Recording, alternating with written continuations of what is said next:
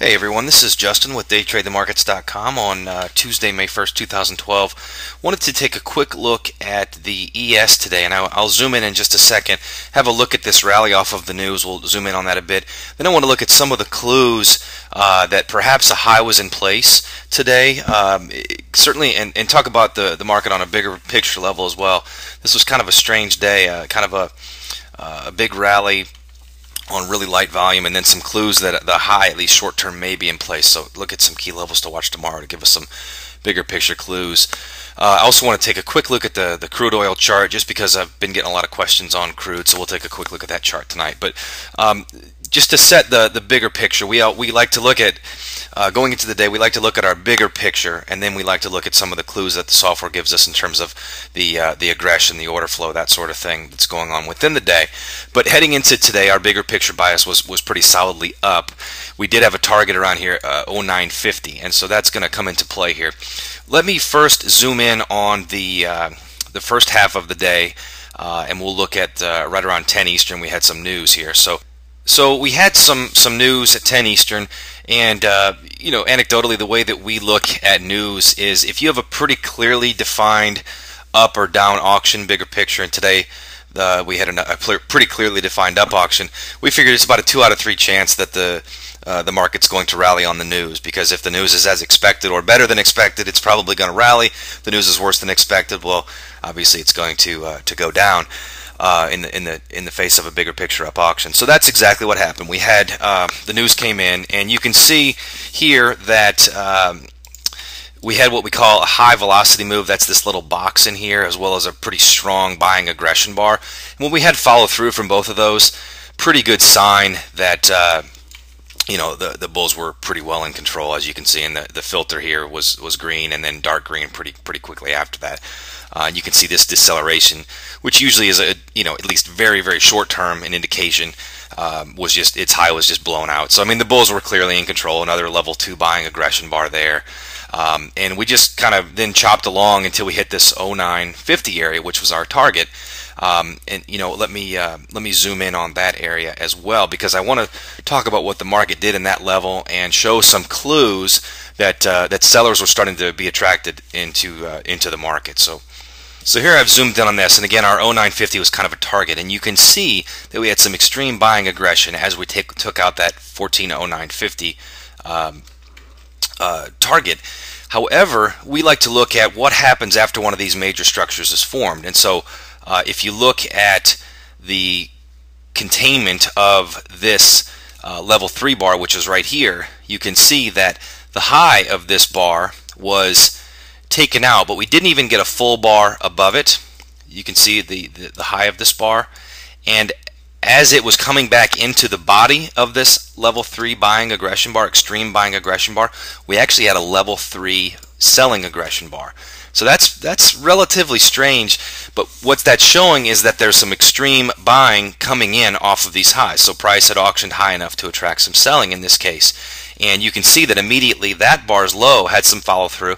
Then we had several full bars below the low of that bar. So that's the first sign that perhaps this level 3 buying aggression bar was capitulation. We like to look at that around key areas of resistance or potential targets to see, do we get follow through beyond that target, or is it potential capitulation? And in this case, we had one bar that tested for half a minute above that bar, quickly came back in within the body of the bar, and then the very next bar with that level 3 selling aggression. So that's kind of our first clue.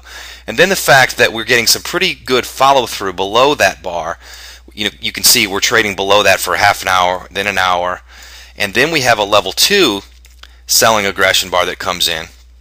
Its high holds, and in fact we get some pretty good acceptance below in this area. So that's kind of the second clue that potentially, and also by this time, the low of this level 3 buying aggression bar right here has been taken out, and we've got some action, we've got some full bars below that. So what that's telling us is that price had auctioned high enough to attract some selling. And then what I want to do now is kind of move forward and look at the next major structure, and that is this third selling structure. This is another level 3 selling aggression bar, and again, when we have one of these level 3 selling aggression bars, our first expectation, whether or not it happens, whether or not it holds or not gives us information, but our first expectation is that the high of that bar should act as resistance.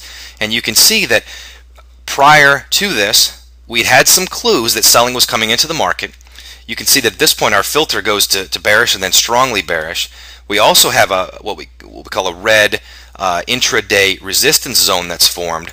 So this is kind of one of those areas of confluence where we've got some structure, which is the high of this level 3 selling aggression bar, which should act as resistance. Filter's red. Intraday resistance zone is red. Now, granted, we're still fighting the bigger picture up auction, so it's not a perfect trade. It's not perfect confluence, but you've seen earlier in the day, as I was showing, some clues that sellers were starting to step in and take over short term. Then you can see we just sold off the rest of the day into the close. So I guess the point of the video, I just wanted to show how some of these relative aggression bar clues were helping us see what was going on once we reached that high of the day. So even though we were in a bigger picture up auction, you could see that the sellers were starting to take over starting up here on the high of the day. Okay, so that's an interesting look at it. This is a little bit suspect in terms of the bigger picture up auction.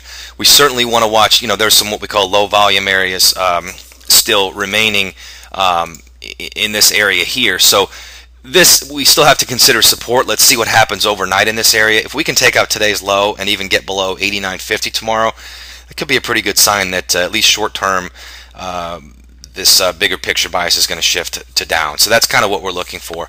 This will be kind of a key battleground both overnight and an early part of the session tomorrow, most likely, to see which side is going to have the next set of legs for a few days. So hopefully that's helpful in terms of the ES. I wanted to show a quick chart of crude oil from today and yesterday. Some good opportunities, some good information on that, just because I've been getting a lot of questions on crude, which is a little bit different, but wanted to just go ahead and show that. And zoom in on some of these clues. You can see, let me actually zoom in a bit on, well, I'll go back to yesterday. Some interesting structure yesterday. A really nice confluence type of a setup where we had, again, this, we had a wave of level 3 buying aggression bars here and here. We consider that kind of one wave. And so again, our first expectation is that the low of that wave, those level 3 buying bars, is going to hold as support. We've also got a green filter, green support zone. We even decelerated right in here. So kind of one of those ideal confluence setups, and you can see the market rallied pretty strongly into the close of the day. Same thing happened. Let me zoom in a bit on some of the important structure here. You can see that relatively early in the day, right around 10 Eastern as well, we had a level 3 buying aggression bar. And so again, when we have one of these major structures, we like to see who wins. And so you can see that we have a bit of an up auction in oil, obviously. Green filter, our expectation, again, first expectation is the low of this bar is going to hold, which it did obviously very nicely. But what's interesting is within the body of this bar right here, we actually had some selling that tried to come into the market, just like we saw on the ES that I just showed a couple minutes ago off of the high. The big difference is, rather than this level 3 buying bar having its low taken out and getting even a full bar below this level 3 selling bar, the opposite happens. Okay, this does hold. The high of this level 3 bar gets taken out on a level 2 selling and then a level 3 selling aggression bar making a new high, breaking out. Then it's just kind of off to the races. You can see our filter goes to strongly bearish. We test this green resistance zone, and then we just rally.